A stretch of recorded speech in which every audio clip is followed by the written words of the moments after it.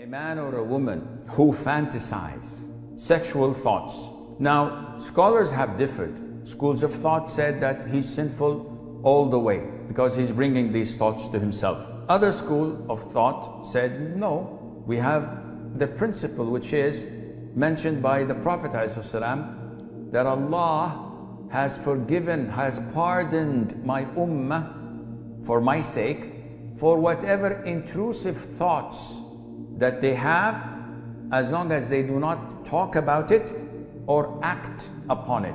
This means that if a person is sitting and he fantasizes, or he thinks of his boss and say, oh, I wish I can smack him in the face and beat the heck out of him. If he sees a woman that is a gorgeous, beautiful woman crossing the streets and he looks at her, he's sinful for this first gaze.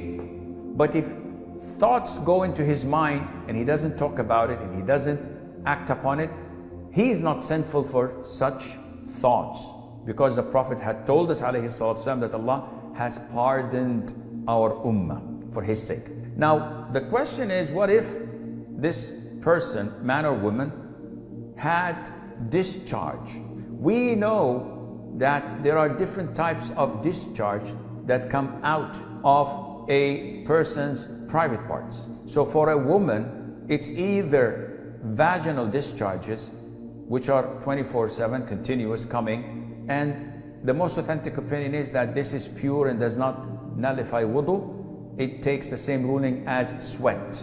It just comes out. There is what is known as urine, and urine breaks your wudu and it's najis.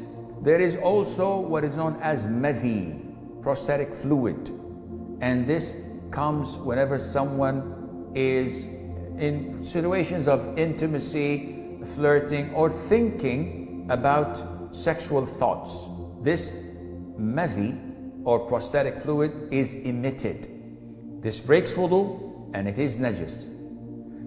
The other type of discharge is what is known as semen, mani, and this is recognized by coming out in a gushing fashion, not stealthily, not slowly, but it comes out in a gushing fashion, accompanied with a feeling of sensation and lust. And this obligates upon the person who ejaculated it to perform a major ritual ghusl, to uplift his major ritual impurity, known as ghusl. And he would be in the state of janaba until he performs that ghusl. So this depends on what type of discharge a woman gets. But to answer the first question, or the first part of the question, these thoughts, intrusive thoughts, are not sinful.